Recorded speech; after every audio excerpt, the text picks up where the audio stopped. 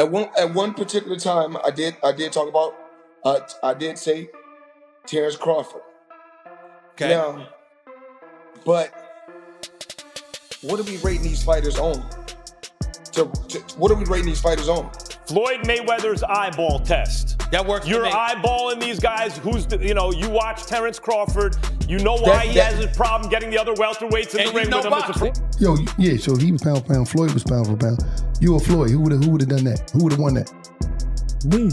Because I think Floyd at his best was a better defensive fighter than Crawford. Crawford's a better offensive fighter, but in those kind of matchups, I think defense usually beats the offense.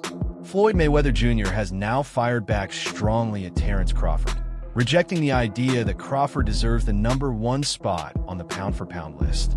In a recent live interview, Mayweather made it clear that in his view, Crawford has not done enough to surpass other elite fighters. However, on the other side, Stephen A.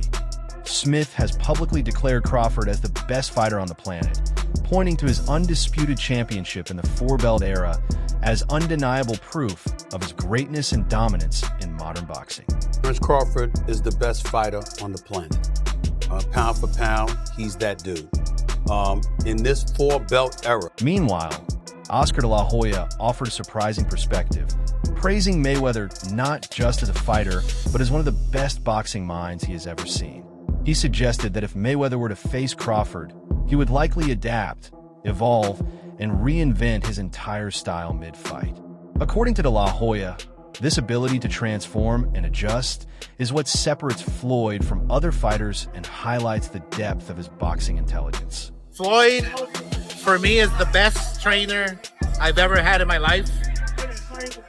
He would revitalize his style. He would make him a new fighter. That's how great Floyd is. Adding another layer to the debate, Max Kellerman explained that stylistically, Mayweather and Crawford bring very different strengths to the table. He argued that at his peak, Mayweather was the superior defensive fighter, nearly impossible to hit cleanly, while Crawford stands out as the more dangerous offensive weapon. However, Kellerman emphasized a key point. In boxing history, elite defense often neutralizes offense, which could give Mayweather the edge in such a matchup. Floyd at his best was a better defensive fighter than Crawford. Crawford's a better offensive fighter, but in those kind of matchups, I think defense usually beats the offense. Trainer Robert Garcia acknowledged Crawford's historic achievement of becoming undisputed. But when it comes to a hypothetical prime versus prime fight, he still leans toward legends like Mayweather or Manny Pacquiao.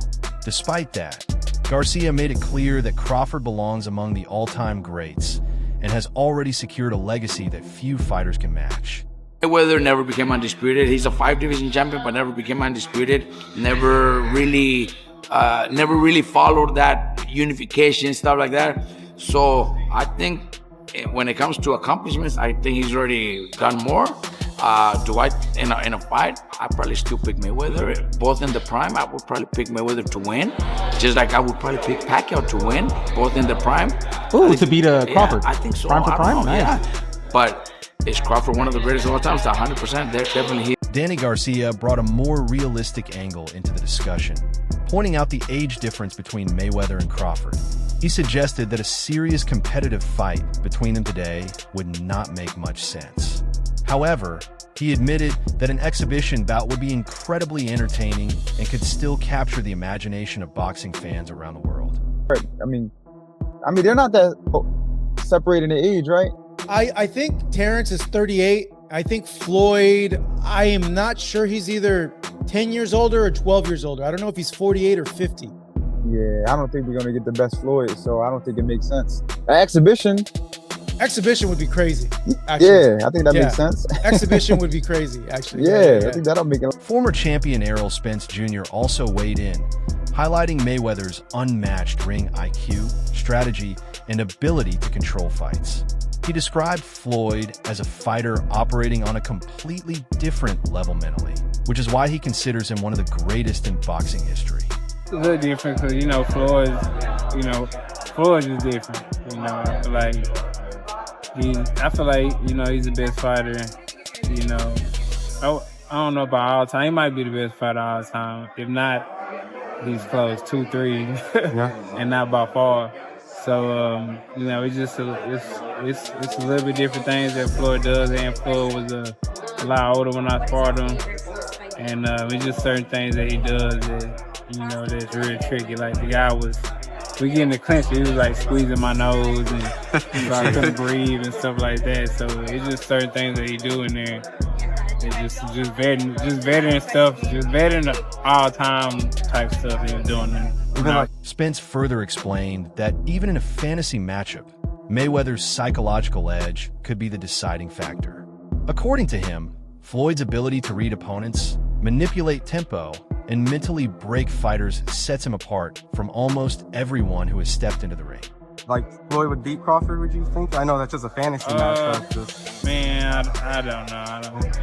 I'm reaching, you know. I don't get into all that. Yeah. I don't know who went out, Sugar Ray Robinson and Floyd. You know? I don't know, man. But for Floyd was the best work, just like mental games, everything. Oh, yeah, mentally, by far, I feel like he's the best. Coach Bernie Davis shared a detailed breakdown, predicting that a prime Mayweather would gradually take control of the fight against Crawford.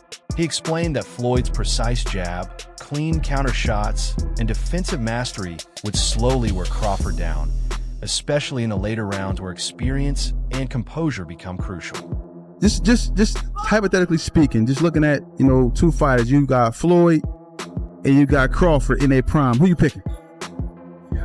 Can we all give an opinion on that? Yeah, you want to? Yeah, I got an opinion on that too. Coach, what you think? I'm listening to you, Rep. Floyd versus a prime Mayweather. We can go Pretty Boy. We can go Money May versus Terence Crawford in his prime. Who we got? I think Money May would have shut Crawford down.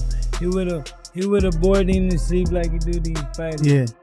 He would have jabbed him, hooked him, just sticking in the body. You know what I'm saying? And then when the fighters swing back, Floyd nowhere to be found. So mentally, they're draining. Yeah. And about the 6th or 7th round, that's when you start picking up, putting the combination together. MMA analyst Luke Thomas offered a different perspective, praising Crawford's evolution over time. He described Crawford as one of the sharpest and most adaptable fighters in modern boxing, capable of tracking down opponents and neutralizing their movement regardless of style. This is the problem with Bud's career, right? It bloomed kind of late. I find Bud to be as defensively sound as I've ever seen a fighter. He can find you. There's nowhere to hide with him. Like Floyd, he has such control over the terms in there. It's just insane. Sports analyst Ryan Clark emphasized Mayweather's dominance during his era, stating that Floyd consistently embarrassed top-level opponents with his precision, technique, and mental strength.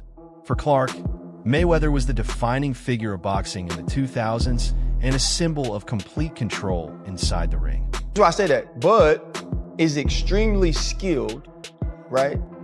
Yet not as skilled as Floyd Mayweather. Floyd Mayweather made people look foolish, right? And so if I had to say who's the greatest I've seen, and Bud said it right, the best of an era and the best of an era, it's Floyd. But when I watched Bud against Canelo, there was this extreme skill on display, and there was a level of crazy that's different.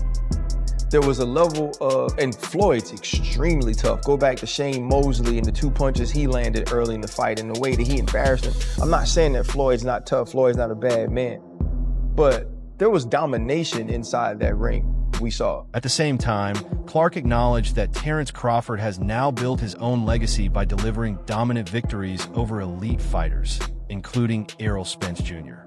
These performances have proven Crawford's courage, adaptability, and ability to perform at the highest level under pressure. There's no fear in him in the way that he's attacked, gaining notoriety. Bud's been the baddest man for 12 years. But no one gave him credit because he didn't go tell you he was the baddest man. He didn't market that. He just went out and fought and beat people and knocked people out.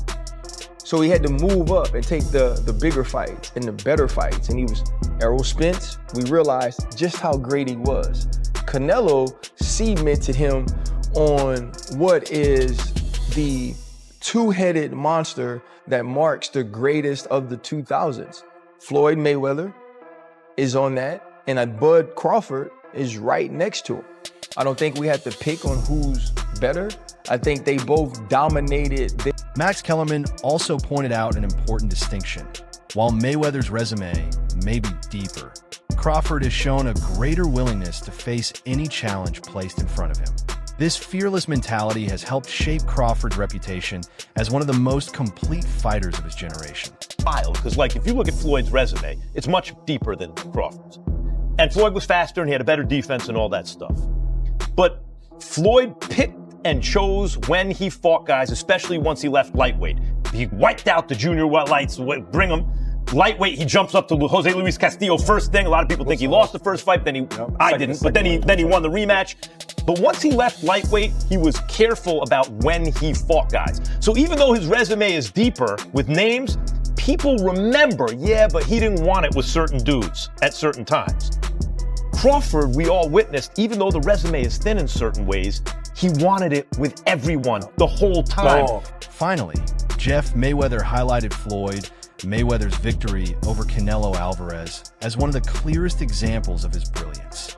He noted how Floyd dominated a young but talented Canelo, showcasing his technical superiority while also acknowledging the potential Canelo displayed even at that early stage of his career.